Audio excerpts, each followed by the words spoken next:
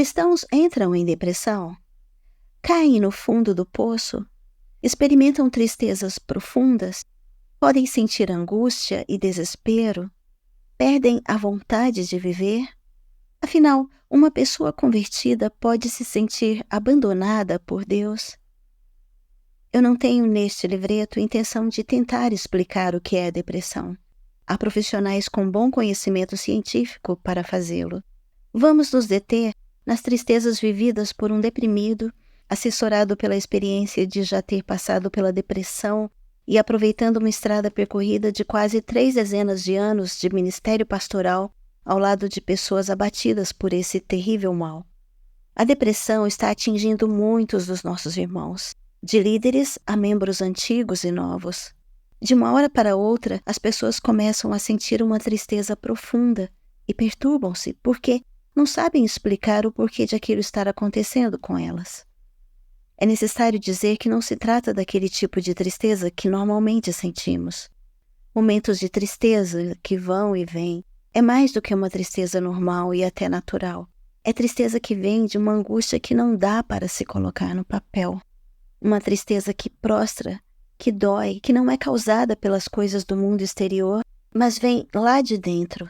Não do peito, mas certamente do espírito. Nenhum mortal é capaz de traduzir esta dor. Não existe ator no mundo competente para interpretar com exatidão a expressão e o sentimento de alguém que está com depressão.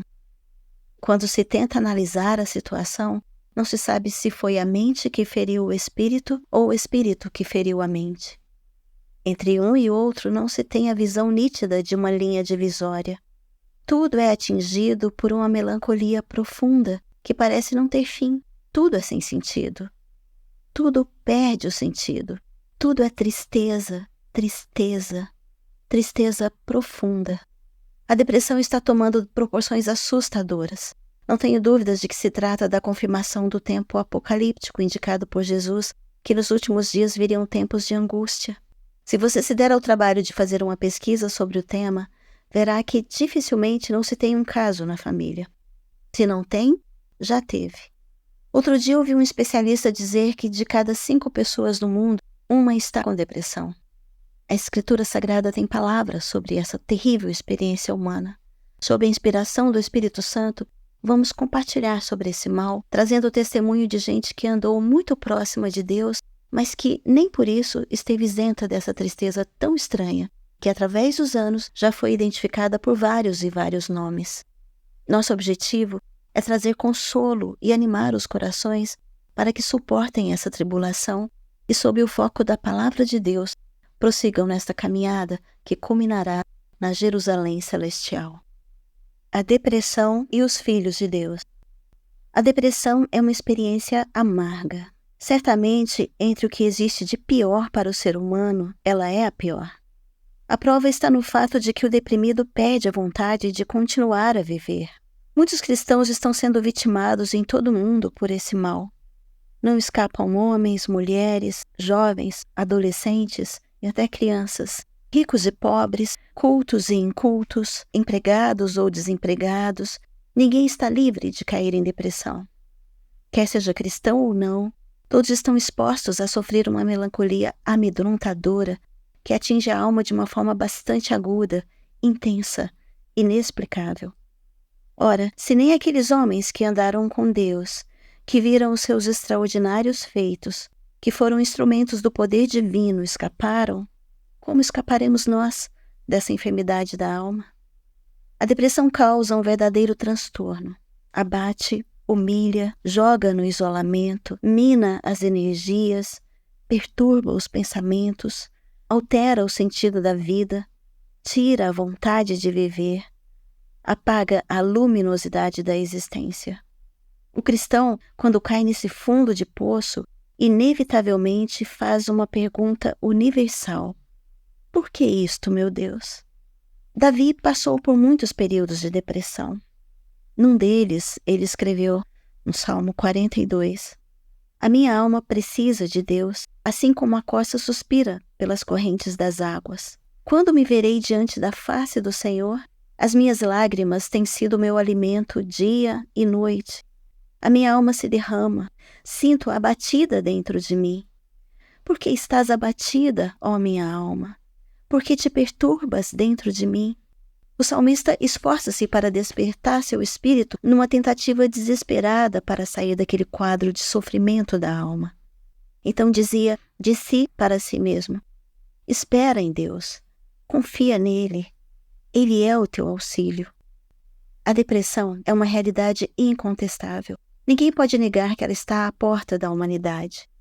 A depressão não é coisa de gente que caiu nessa porque estava com a mente fraca. Não, ela é séria e muito real. Penso que só tem condições de penetrar o mundo de uma pessoa deprimida quem já passou pela mesma situação. Caso contrário, qualquer palavra dita será apenas palavra, meras palavras. Outro dia encontrei-me com um irmão que não via há muito tempo. Após as saudações iniciais, ele me disse: pastor, eu passei por uma situação tão difícil que nunca pensei que existisse tal coisa. Eu achei que podia ter sido algum problema de família, como desemprego, problemas com filhos, ou alguma outra coisa comum em nossos dias. Mas ele continuou: eu caí numa depressão tão profunda que eu não sei dizer como eu saí com vida. Pastor, é um negócio estranho, um horror. O apóstolo Pedro escreveu para uma igreja deprimida. Fez referências a um fogo ardente, como se alguma coisa extraordinária estivesse acontecendo. Está em 1 Pedro 4, versículo 12. É isso, a depressão é como um fogo, como uma coisa extraordinária acontecendo dentro de nós. E essa coisa extraordinária, fora de ordem, inexplicável, é que faz com que o deprimido entre naquele estado de anormalidade. Ele sente dentro de si uma coisa estranha, mas não sabe explicar com precisão. Ele quer saber a causa de toda aquela tristeza, mas não tem como. A tristeza desce sobre sua alma como uma avalanche de neve, como um redemoinho nas águas, como as ondas irreversíveis de uma pororoca. Vai consumindo tudo. Quem está com depressão, o que faz é pensar, e pensa muito. Só que se perde em seus muitos pensamentos. É como se ele caminhasse por um corredor e se perdesse nos labirintos laterais na tentativa de encontrar sempre uma coisa nova para poder sair daquele lugar. A situação se complica mais ainda quando fala a alguém pelo que está passando e percebe que as pessoas não entendem. Quando alguém lhe fala, até para encorajá-lo, enfada-se, desgosta-se, torna-se arredio, busca o seu esconderijo imaginário. Ele foge. Ele quer libertar-se daquele tormento. Então, se angustia, desespera-se e lá vem mais tristeza. Tristeza, muita tristeza. O drama de Jeremias. Eu sou o homem que viu a aflição e sabe o que é sofrer os golpes da ira de Deus. Ele me levou para a escuridão e me fez andar por caminhos sem luz. Com sua mão me abateu muitas vezes o dia inteiro. Deus fez envelhecer a minha carne e a minha pele e quebrou os meus ossos.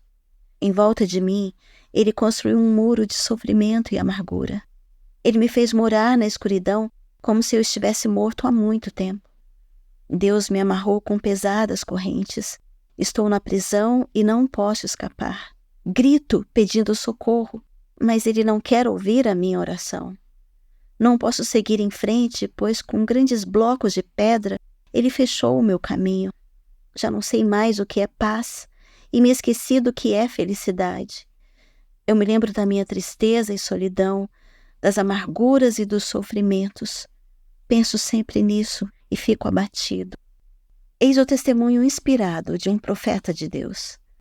Toda vez que quisermos saber o que é depressão, basta lermos o relato de Jeremias. Ele foi um dos que conheceu a depressão bem de perto. Note as palavras usadas por ele para descrevê-la: aflição, sofrimento, ferido pelos golpes da ira de Deus, habitação escura, caminho sem luz, convivência diária com o abatimento e a apatia, sem vigor, sem força física, aparência assustadora, músculos doloridos, vida encarcerada, sem força para se locomover, cercado por muros de amargura, mais morto do que vivo, prisioneiro de uma cela solitária, alma encarcerada, sem esperança, torturado pelos pensamentos do passado, grito de desespero, sem ninguém para entendê-lo e solidarizar-se com ele. Até mesmo a voz de quem mais desejava escutar, a voz de Deus, estava em silêncio. A sensação era a de que o seu caminho estava totalmente fechado por paredões levantados em todos os lados. A paz, que dá aquela sensação de leveza e tranquilidade, não havia em seu espírito. O seu sofrimento o impedia sequer de lembrar de um momento de felicidade. Trazia na mente um fardo de muita tristeza e solidão. A vida amarga triturava o seu ser, causando-lhe muita angústia. E o abatimento físico e espiritual era como uma sombra que não lhe saía de perto. É interessante conhecermos rapidamente um pouco da vida de Jeremias. Deus o chamou para uma missão profética quando era menino. Foi consagrado pelo próprio Deus para servir-lhe diretamente quando ainda estava no ventre materno. No entanto, com todo esse privilégio espiritual, Jeremias passou pela dura experiência da depressão e sentiu na alma o que muitos filhos de Deus, em muitos lugares do mundo, nesta mesma hora, estão passando. O drama de Asaf. Asaf foi outro homem de Deus que conheceu de perto a depressão. Usou sua sensibilidade artística para auscultar sua alma e sentiu-se numa situação calamitosa, muito deprimente. Quando Asaf começou a sentir essa coisa estranha em sua alma, clamou a Deus para que ouvisse sua oração e lhe trouxesse socorro. Qual era o seu problema? Sua alma estava mergulhada numa tristeza profunda. O coração de Asaf estava angustiado, suas noites de insônia eram longas. Sentia uma impaciência intranquilizadora dentro de si, levando-o ao desespero. Sua vida interior estava uma miséria, cheia de aflição. E o pior de tudo é que ele estava sofrendo tudo isso sem ter quem o consolasse, alguém que entendesse o seu drama. A dor na alma era tão grande que ele gemia, sequer conseguia articular convenientemente as palavras para expressar o que sentia. Tendo recebido na infância uma boa formação religiosa e dedicado toda a sua vida para exaltar a Deus por suas grandiosas obras, intensificou sua busca pelo bondoso Pai, a fim de encontrá-lo, lançar-se nos seus braços, encontrar o descanso, obter o retorno da paz, pois sabia que ele era o único que poderia aliviá-lo daquela angústia. Buscava-o, mas não o encontrava. Então, mergulhou para dentro de si e aplicou-se a meditar, a pensar nas coisas da terra e do céu. Quanto mais meditava, porém, mais o seu espírito desfalecia. Uma onda de perturbação, que ele não sabia de onde vinha, invadia sua alma, cobrindo-o durante longas noites. O sofrimento não se afastava do seu leito. Então teve a ideia de motivar-se com bons pensamentos, pensar nas coisas boas que lhe haviam acontecido no passado. Mas que frustração! Não havia alívio. A tortura continuava. Procurou saber do motivo de tudo aquilo estar acontecendo logo com ele, mas não tinha resposta. De tanto pensar e não encontrar respostas para suas perguntas, chegou a uma terrível conclusão. A mesma a que tem chegado cristãos deprimidos. Deus se afastou de mim. Deus se esqueceu de mim. Deus não me ouve mais. Eu estou perdido. Então ele se debruçou em questionamentos teológicos. É importante destacar que uma das atitudes do deprimido, independente da causa da depressão, é levantar questionamentos teológicos. Até mesmo o cético busca respostas religiosas. O sofrimento é tanto que ele deixa de ser preconceituoso. Agora imagine um cristão. Quanto maior a intensidade do sofrimento e da angústia, maiores serão esses questionamentos. Acompanhe Asaf em seus questionamentos. Primeira pergunta. Porventura, o Senhor rejeita para sempre? Ele se sentia rejeitado por Deus e queria saber se aquilo não teria um fim, se a rejeição seria eterna, se teria de conviver para sempre com aquele sentimento de estar sendo rejeitado. Segunda pergunta. Acaso o Senhor não torna a ser propício? Ele quer saber se não mais terá o favor de Deus, se não voltará a experimentar os saudáveis benefícios da vida que vem de Deus. Era como se estivesse querendo saber se teria ainda outra oportunidade para viver a vida, senti-la, para se alegrar, sorrir, brincar, cantar. Terceira pergunta. Cessou perpetuamente a sua graça? Será que a graça de Deus cessou e por isso a sua vida murchou? Será que a sua bênção não está mais comigo?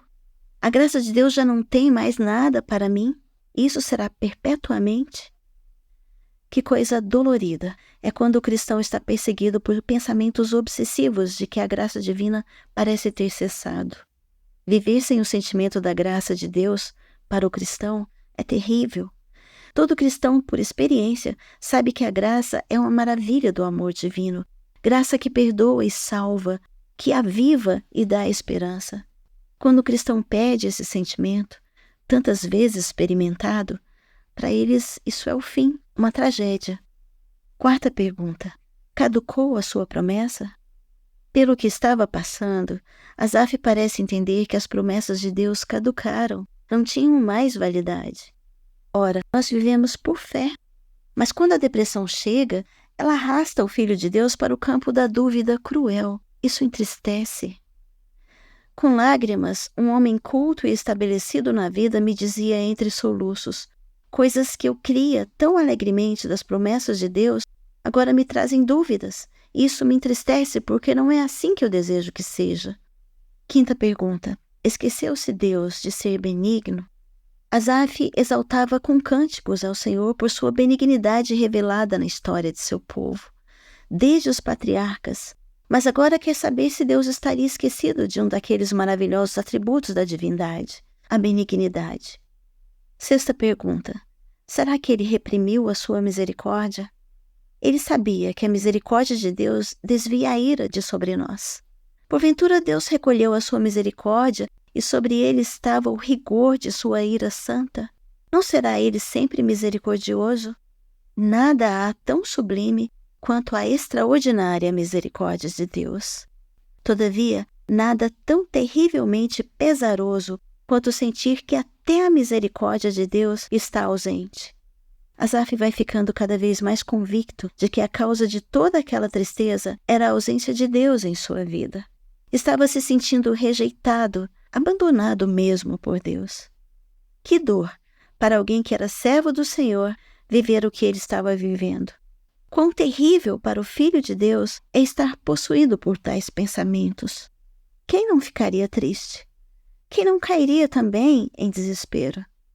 Imagine um cristão que vive todos os seus dias buscando agradar a Deus e de repente entra em depressão e começa a se ver sem a presença de Deus, sem o sentimento da graça, sem aquela paz que excede todo o entendimento. Asaf estava passando exatamente por isto. É o que também têm passado todos aqueles que, conhecendo ao Senhor, caem em depressão. Fazem perguntas, mas não encontram respostas. Aí vem mais perturbação, mais desespero, mais aflição, mais tristeza. Foi o que aconteceu. Depois de fazer essas perguntas e não ter obtido nenhuma resposta que lhe viesse trazer tranquilidade, Asaf concluiu: agora eu sei que Deus me rejeitou. Deus deixou de ser propício a mim. A graça de Deus não está mais sobre mim. As suas promessas envelheceram e não se aplicam à minha vida. Deus não me trata mais com benignidade. A ira dele está sobre mim. Já não estou debaixo da sua misericórdia. Era como se Asaf agora estivesse entendendo o porquê de estar sofrendo tudo aquilo.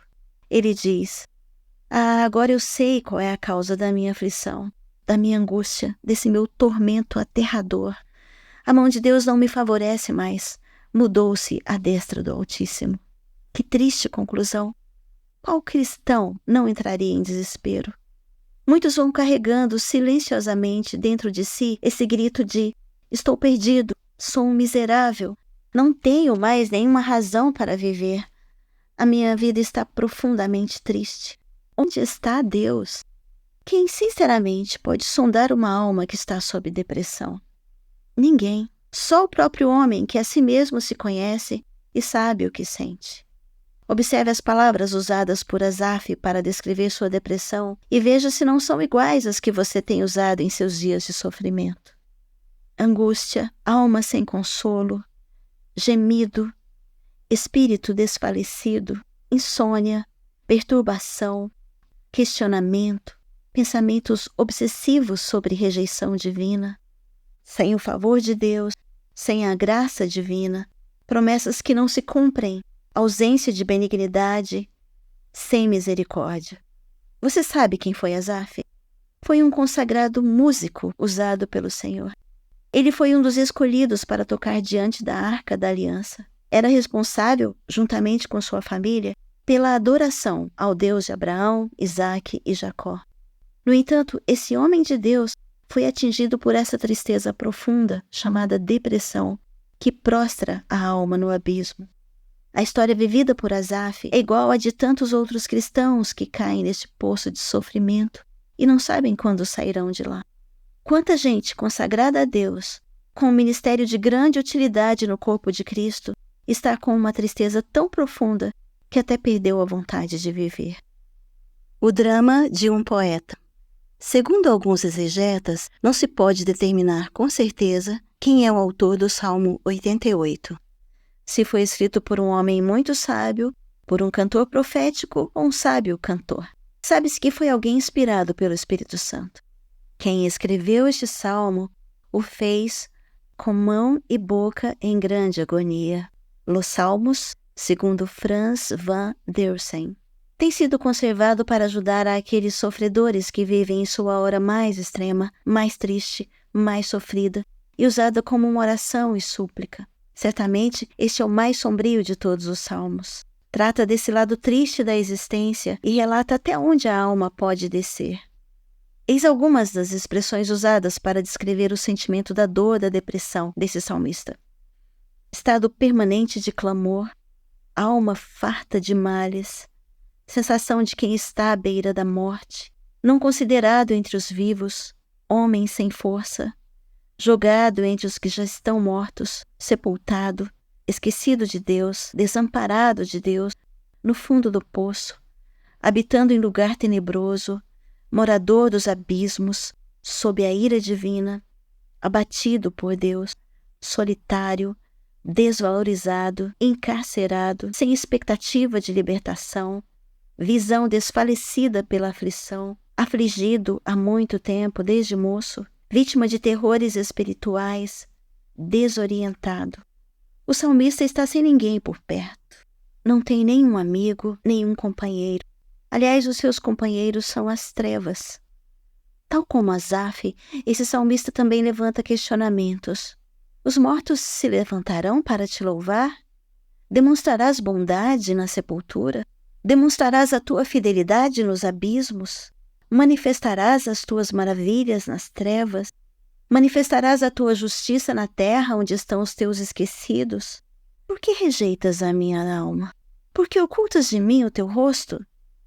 A Bíblia é um livro santo que traz o Evangelho das Boas Novas de um lugar muito maravilhoso que Jesus foi preparar para nós, mas também traz a dura realidade dos homens que habitam neste mundo.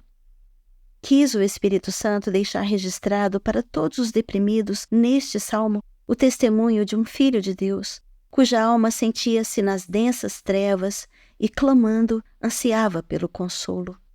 Quis o inspirador das Escrituras nos fazer compreender que também nós podemos passar por terríveis tribulações, que é possível descermos às covas mais profundas e sentirmos a realidade e os tormentos do inferno.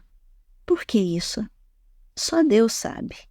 O Salmo nos faz entender que o poeta sagrado vinha de um longo período de depressão, desde os dias da sua mocidade. Vinha sofrendo havia bastante tempo. Nestes dias tem aumentado o número de jovens que estão com essa tristeza profunda. Aqui e acolá encontramos pessoas jovens que falam de uma grande luta interior, de uma alma perturbada, de uma tristeza no coração, de uma vontade de parar com tudo e não mais continuar a viver. Já não são poucos os jovens crentes que estão desesperados com a depressão. Pois bem, desde jovem, o salmista perdeu a razão da vida. Muito cedo começou a conviver com essa tristeza profunda. Na aurora da existência, começou a carregar uma alma pesada, acompanhada de tormentosa tristeza.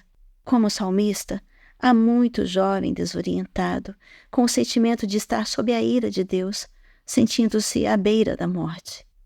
A depressão faz isso mesmo. Faz com que a pessoa sofra sozinha, mesmo cercada de pessoas. O deprimido é arrastado para a tristeza. Por isso que é comum correr para o lugar solitário. São seus companheiros mais desejados, a reclusão, o quarto escuro, a solidão e o silêncio. Ele se torna como aquele passarinho que faz o seu ninho solitário naquelas rochas silenciosas, altas e frias, daqueles paredões cortados por águas profundas, e lá parece não mais fazer parte de um mundo que é tão real quanto ele é.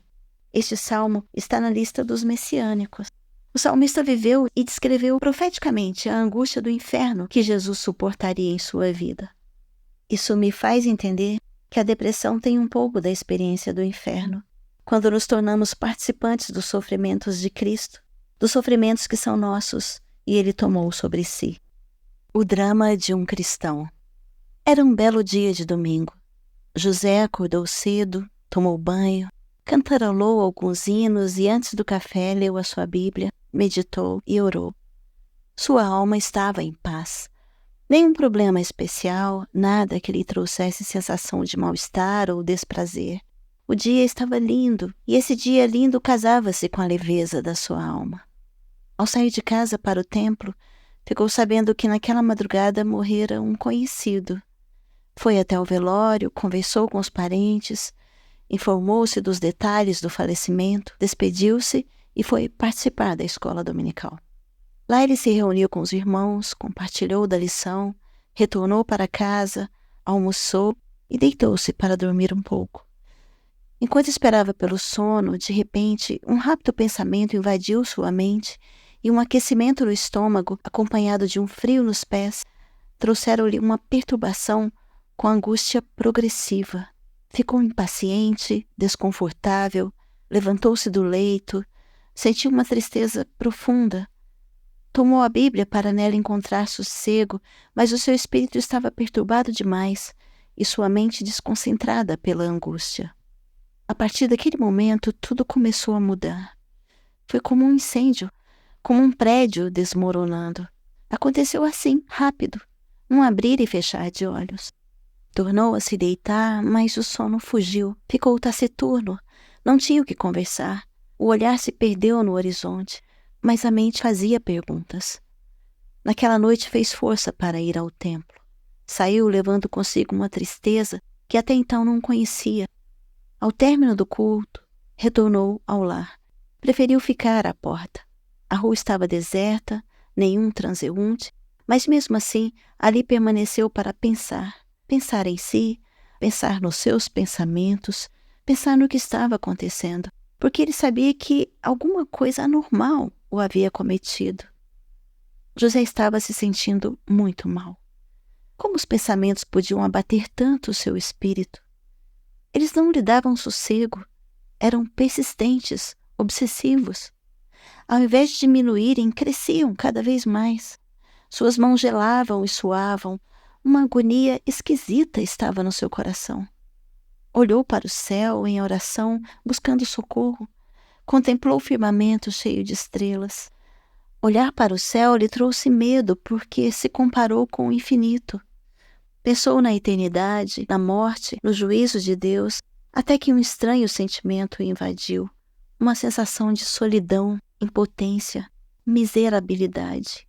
Sentia-se terrivelmente atormentado. Continuou nessa luta por muito tempo. Já era tarde, logo amanheceria, era dia de trabalho. Entrou para dormir, deitou-se, mas não dormiu. A alma sem sossego deixava seu corpo agitado. De novo clamou ao Senhor, mas sua impressão era de como se os céus estivessem cobertos com uma camada de chumbo. Era como se Deus estivesse alheio à sua existência. Estava certo de que os ouvidos do Pai não ouviam o seu clamor. E dia após dia, a aflição e a tristeza ocupavam mais espaço em seu mundo interior. O sofrimento ia se tornando cada vez mais intenso e inexprimível. A sensação era de como se estivesse vivendo em trevas espirituais, uma alma vivendo na escuridão. Um inquietante pensamento de que Deus o abandonara enchia-o de desgosto. Perdeu o brilho da vida, a paz interior. Sentiu-se como um andarilho, desses que andam nos acostamentos das rodovias, sempre silenciosos, cabisbaixos, indiferentes, introspectivos, viajando num confuso mundo interior que os outros mortais não conhecem. O tempo foi passando e José foi perdendo a vontade de viver. Perdeu o sentido da existência. Toda a sua estrutura estava como que arruinada. Seu corpo atlético nada mais significava. A mente estava escurecendo. Nada mais o atraía. Sentia como se nada pudesse fazer, e realmente não podia mesmo. Faltavam-lhe as forças.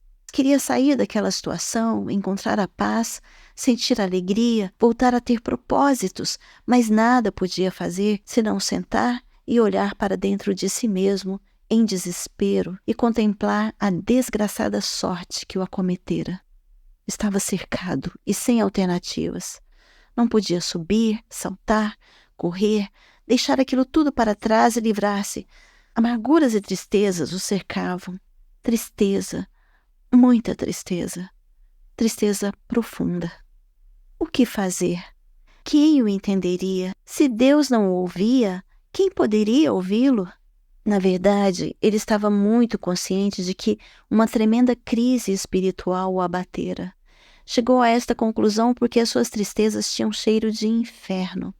Sentia-se como se Deus estivesse em contenda com ele. Sentia-se na balança de Deus e achado em falta.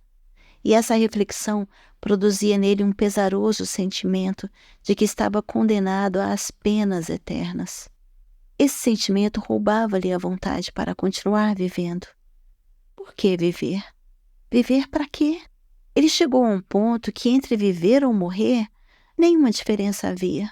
Foi pressionado por ideias absurdas de sumir. Chegou ao fundo do poço.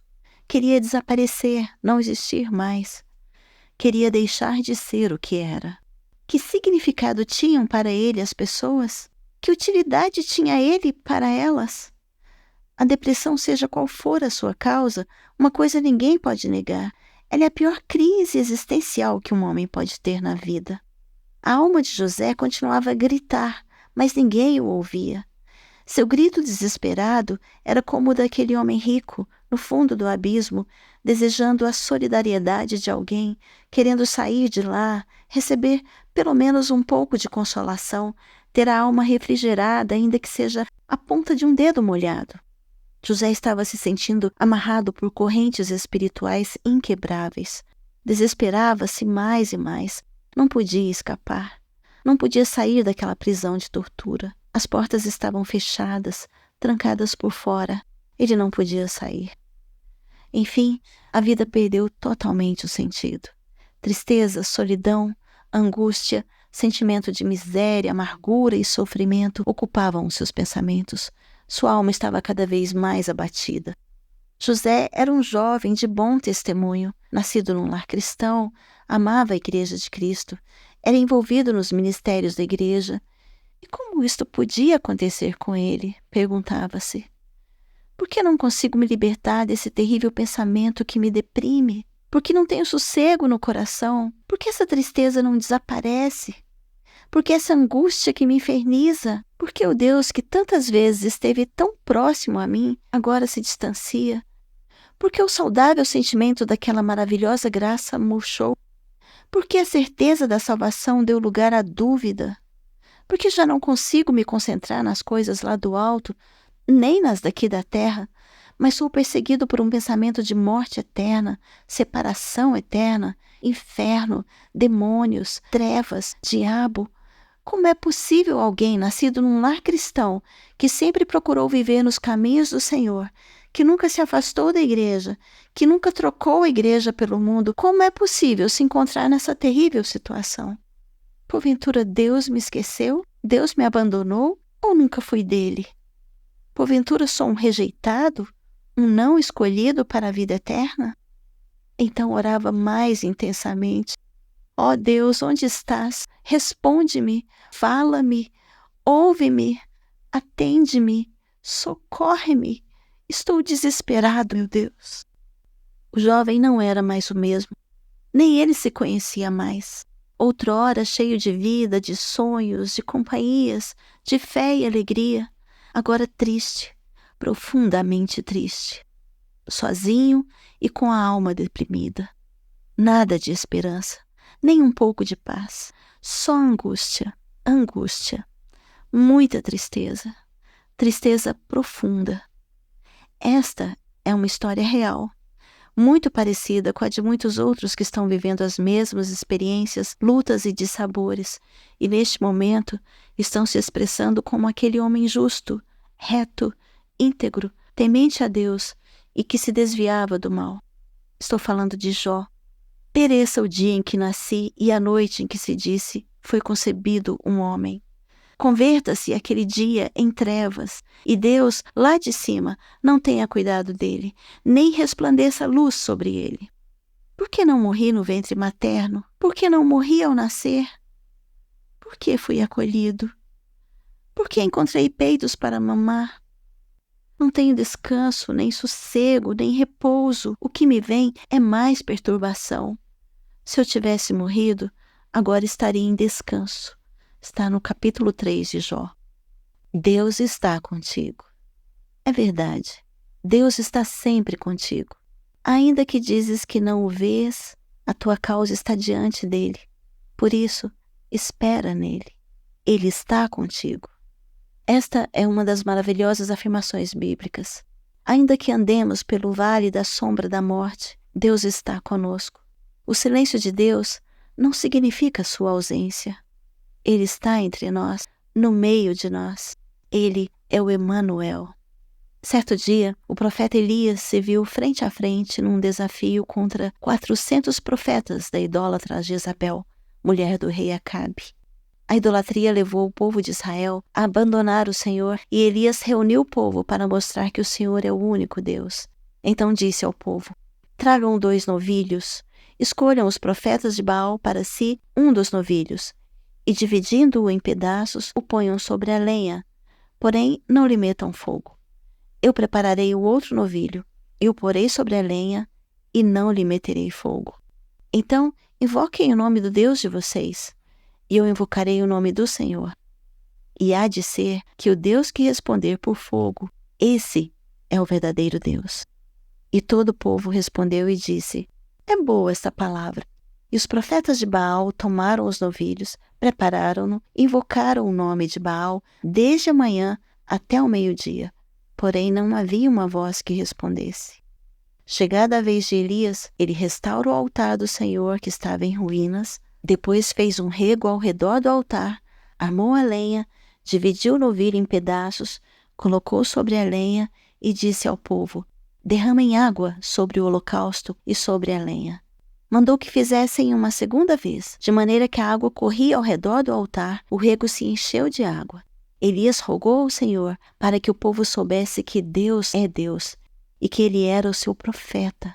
Então caiu fogo do Senhor e consumiu o holocausto, e a lenha, e as pedras, e a terra, e ainda lambeu a água que estava no rego. Quando o povo viu aquilo, caiu de rosto em terra e disse: só o Senhor é Deus. O Senhor é Deus. Naquele dia, os profetas de Baal foram mortos. Mas quando Jezabel soube o que acontecera com seus profetas, mandou um recado para Elias: façam meus deuses como lhes aprouver, se amanhã, a estas horas, não fizer eu à tua vida como fizeste a cada um dos meus profetas. Bastaram essas palavras para que Elias ficasse amedrontado, saísse correndo e fugisse para o deserto. Lá se assentou sob um arbusto e pediu a morte para si. Basta, toma agora, ó Senhor, a minha alma, pois não sou melhor do que meus pais.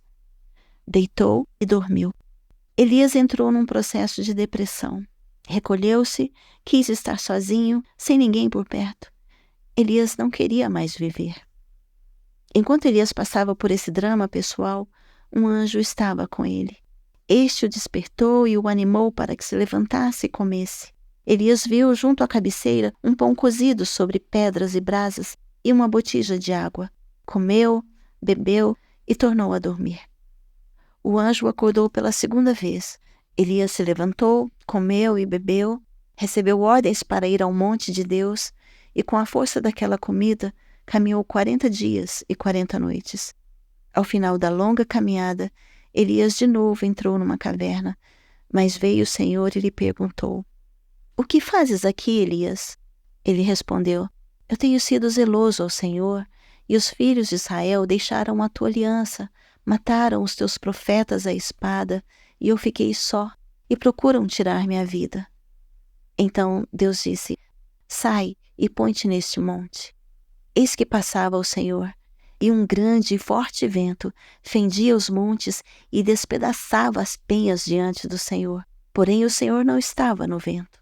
Depois do vento, um terremoto, mas o Senhor não estava no terremoto. Depois do terremoto, um fogo, mas o Senhor não estava no fogo.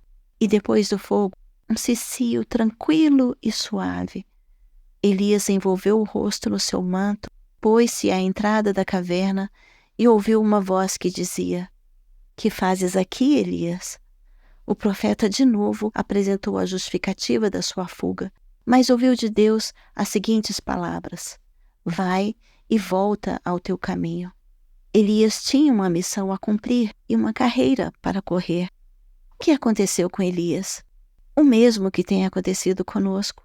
De repente, uma ameaça, uma notícia da morte de um ente querido, um infortúnio, o desemprego, a enfermidade, o lar desfeito, a perseguição, um pensamento pessimista ou qualquer outra coisa, de repente, vem nos desarrumar e, assustados, fugimos para o deserto. Buscamos a solidão e nos entregamos ao sono para fugirmos da realidade que nos atordoa. A vida é assim. Tudo vai bem, a família em paz, a prosperidade em alta, experimentamos a bênção de Deus estar conosco, contemplamos o seu poder, a igreja é a nossa alegria, o evangelho nos satisfaz completamente, quando, de repente, uma ameaça ou alguma coisa vem e nos leva à depressão. Quando isso acontece, passamos a ter as mesmas reações de Elias. Corremos para o nosso quarto, desejamos a morte, encerramos a nossa missão na terra, nos lançamos no leito da fadiga e caímos no sono para deletar da mente a realidade que nos perturba. Mas Deus não nos abandona. Assim como esteve com Elias, assim está conosco. Envia os seus anjos, ministros que estão a serviço daqueles que hão de herdar a vida eterna. Hebreus 1, versículo 14. Sim, Deus está conosco, à nossa cabeceira, velando por nós, providenciando o que nos é necessário, interessado pela nossa vida, nos chamando para nos colocarmos de pé, para nos fortalecermos, continuarmos a viver e seguirmos o caminho que Ele determinou para cada um de nós. Veja como a depressão é cruel. Ainda que Elias tenha visto a providência de Deus, que foi ao encontro de Elias preparando o seu alimento, mesmo conhecendo a intervenção do sobrenatural, a presença do anjo do Senhor que velava por ele naquele lugar solitário, e mesmo sabendo que Deus não o abandonara naquele deserto, o profeta buscou de novo o esconderijo de uma caverna. A caverna é o lugar mais procurado pelo deprimido. É o lugar onde a alma solitária procura se esconder. A caverna é como se fora o exílio do espírito. É incrível como na depressão queremos viver encavernados, dentro do quarto, deitados no leito, olhando para o teto, portas e janelas fechadas, luzes apagadas, longe de qualquer som, longe das pessoas, das coisas, apenas com o grito assustado da alma. Só conhece o que é depressão quem já passou por ela. A depressão é um terrível mal que parece muito com aquela leoa que estraçalha a presa com os seus dentes, jogando-a de um lado para o outro até deixá-la sem vida. Assim acontece com a nossa alma. Mas, ainda que a depressão seja o abismo da alma, é bom sabermos que não há profundidade onde Deus não esteja. No Salmo 139, nós lemos: se faço a minha cama no mais profundo abismo, lá estás também. Ainda lá me haverá de guiar a tua mão, a tua destra me sustentará. Deus está sempre presente, não nos abandona nunca, não nos deixa só e vem de novo ao nosso encontro. Deus quer saber por que estamos ali. O monte para o qual Deus mandou Elias ir era conhecido como o Monte de Deus. Foi onde Moisés recebeu as tábuas da lei, no dia em que esse monte chegou a tremer e a fumegar, em que o povo temeu e Moisés disse que estava trêmulo e aterrado.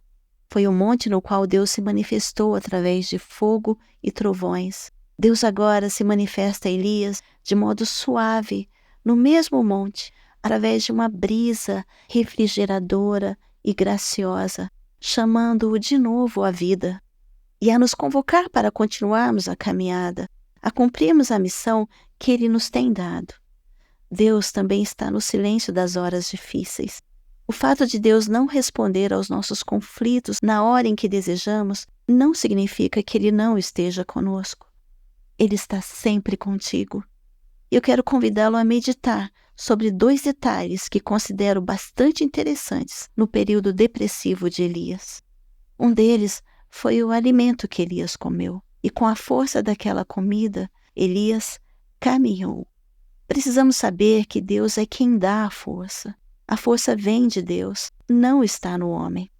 Que é o homem? O Senhor é a nossa força, por isso não podemos deixar de confiar sempre nele. O outro detalhe foi a caminhada de Elias. Deus, que usou o profeta tão poderosamente em outras oportunidades, agora poderia transportá-lo para o Monte Horebe. Mas Deus quis que ele andasse, fizesse um esforço físico de 40 dias e 40 noites. A caminhada faz um bem enorme para o corpo e a mente. É algo que o cristão deprimido precisa considerar. Esforçar-se para não ficar prostrado, ter atividade física, alimentar-se corretamente, administrar o tempo, as atividades, o estudo, o lazer, são detalhes importantes que fazem sim muita diferença na vida. Todos nós que caminhamos sabemos como uma caminhada faz bem ao corpo e à mente. Portanto, podemos dizer que a força para superarmos vem de Deus, mas Ele manda que também façamos a nossa parte e não fiquemos adormecidos pela tristeza, como os discípulos no Jardim das Oliveiras. A caminhada de Elias foi uma boa e eficiente terapia. Depois disso, Elias volta à vida, enfrenta a realidade, encontra-se com Acabe, comunica-lhe a palavra do Senhor, profetiza contra Jezabel, advertindo-a sobre a sua morte. Enfrenta os 3 capitães, acompanhados com 150 homens que queriam prendê-lo. Prepara Eliseu para o ministério profético. Conclui sua missão. E num redemoinho é tomado, colocado numa carruagem de fogo e arrebatado por Deus. Como Enoque não conheceu a morte. Quantas coisas maravilhosas aconteceram na vida de Elias depois da sua depressão. O Deus de Elias também é o nosso Deus. O Getsemane do cristão. Todo cristão, cedo ou tarde, tem o seu Getsemane. Foi lá que Jesus disse: "A minha alma está profundamente triste." Foi quando o mestre suou sangue e por 3 vezes clamou: "Pai, se possível, passa de mim este cálice." Foi onde vivenciou a solidão, sentiu a ausência do Pai, foi traído, preso e entregue nas mãos dos escarnecedores. No lugar havia muitas oliveiras. Também se achavam prensas para amassar o fruto e fazer o azeite. Pois bem, foi exatamente ali, naquele lugar, que Jesus teve a sua alma prensada. A depressão de Cristo o fez suar sangue. Os membros da igreja em Esmirna, em Apocalipse 2, versículos 8 a 11, estavam sob grande perseguição, o que certamente trouxe profundas tristezas para aqueles irmãos. Jesus conheceu a tribulação pela qual estavam passando. Os cristãos estavam vivendo em extrema pobreza por conta da perda de seus bens. Passaram por um tipo de encarceramento espiritual que trazia muita tristeza. Muitos foram torturados, forçados a renunciar em suas convicções, passaram pela prova de escárnios, surrados em praças públicas, algemados, aprisionados. Muitos foram apedrejados, cerrados ao meio. Sem casas andavam peregrinos, errantes pelos desertos, montes, covas, pelos antros da terra. Sem roupas, cobriam-se com peles de ovelha e de cabras. Aqueles filhos de Deus passaram por grandes necessidades físicas, por grandes aflições espirituais. Muitos foram maltratados até a morte. Hebreus 11, versículos 36 a 38. Deus capacitou graciosamente aqueles heróis com uma mente firme. Deus os fez fortes. Não se renderam diante das ameaças e do sofrimento.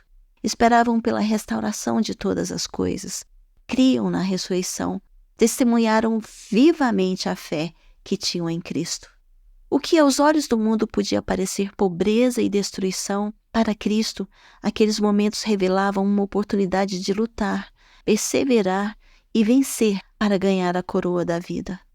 A depressão pela qual passamos é como um fogo estranho que incendeia a nossa alma, mas isto não é a nossa desgraça, tampouco o nosso fim. Essa provação tem o seu lado positivo, porque nos leva a examinar a nossa fé, o relacionamento com Deus e a nossa disposição para renovar a aliança com o Senhor. Eu tenho entendido que a depressão é como uma fornalha permitida por Deus para a purificação da nossa alma. Como o ouro precisa ser aquecida para poder reluzir o brilho de Cristo. Dizer que a depressão é necessária para o cristão pode parecer, no mínimo, uma agressão a quem está passando por ela, mas é a verdade. Ao passarmos pelas tribulações existenciais, nós crescemos, amadurecemos e mais tarde, quando entendemos algumas coisas pelas quais passamos, poderemos dizer, como Davi disse, após seus difíceis momentos: foi-me bom eu ter passado pela aflição, para que eu aprendesse os teus decretos. Está no Salmo 119, versículo 71. Conselho divino: não abandonem a congregação, como é costume de alguns. Hebreus 10, versículo 25. Por maior que seja o desânimo de um deprimido, ele não pode deixar de estar na igreja. A igreja é um local muito especial. Costumo dizer que não há nenhum outro lugar que lhe seja semelhante. Essa afirmação não é fruto de nenhum romantismo. Está firmada na palavra de Deus. Nesse mesmo livro, aos Hebreus, está o registro de uma declaração de Jesus ao Pai. A meus irmãos, declararei o teu nome. Cantar-te-ei louvores no meio da congregação. E ainda, eis aqui estou eu e os filhos que Deus me deu. Hebreus 2, versículos 12 e 13. O texto afirma enfaticamente que Jesus está no meio da igreja. Igreja é gente. Gente que ri e chora, levanta e cai, nasce e morre, alegra-se e cai em tristeza. É justamente na presença de Cristo, no meio desse povo, onde está a diferença entre a congregação e qualquer outro aglomerado de gente. Quando seu pastor diz: irmãos, Jesus está aqui, ele não está dizendo tolices. Faz uma afirmação verdadeira, bastante agradável, e que deve ser abraçada com grande entusiasmo por todos aqueles que se dirigem ao templo para adorar em espírito e em verdade. Sendo assim, não existe nenhum outro melhor lugar para quem está em depressão. Vá para a sua congregação. Ali você receberá conforto para suportar as angústias, força para continuar na caminhada e esperança para não olhar para trás. Davi foi um homem de muitas lutas e tristezas, mas quando chegava o dia de ir para a casa de Deus e estar com os irmãos, ele declarava: alegrei-me quando me disseram, vamos à casa do Senhor.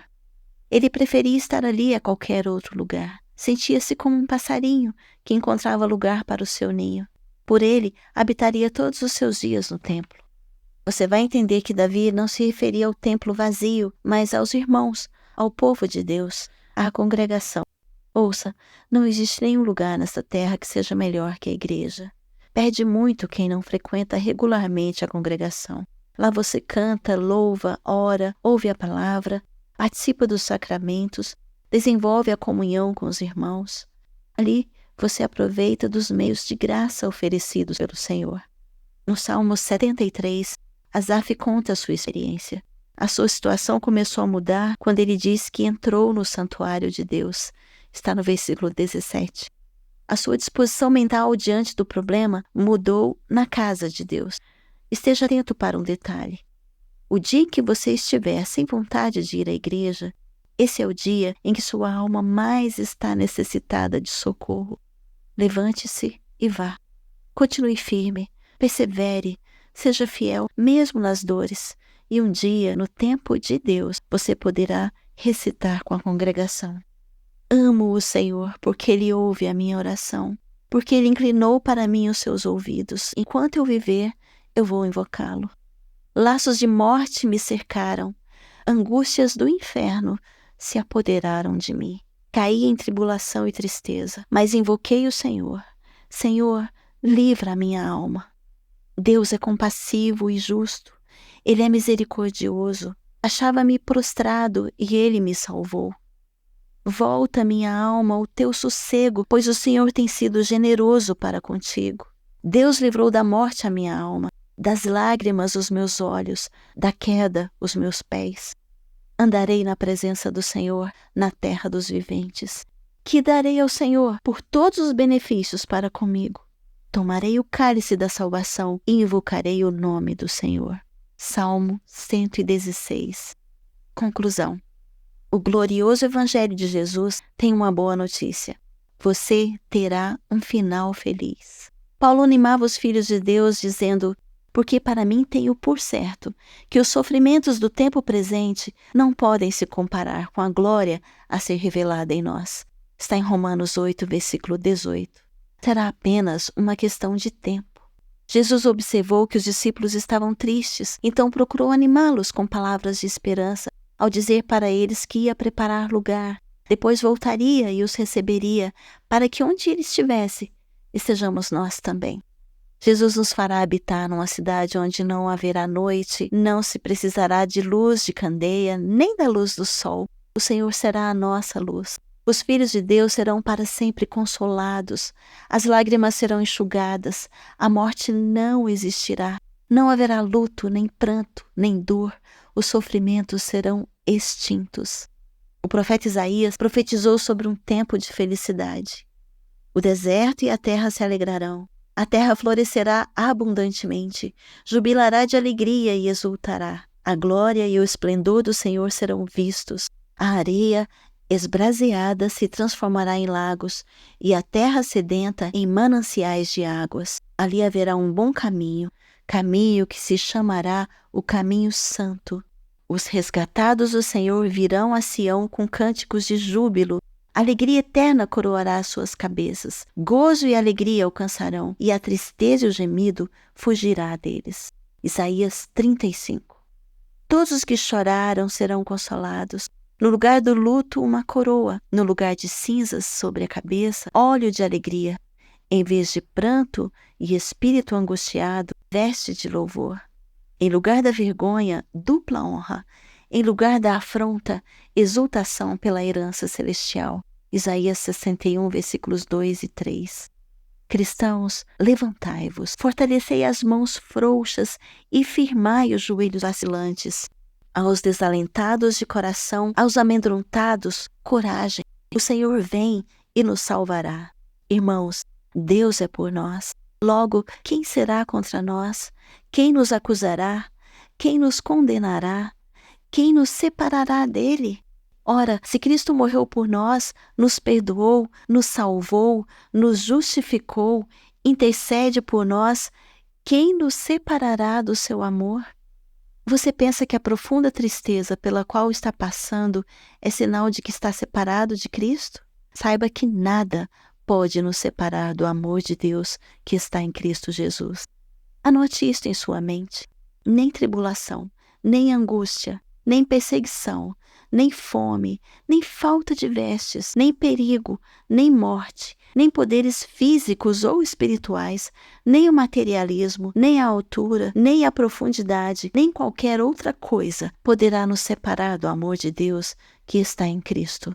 Romanos 8, versículos 31 a 39.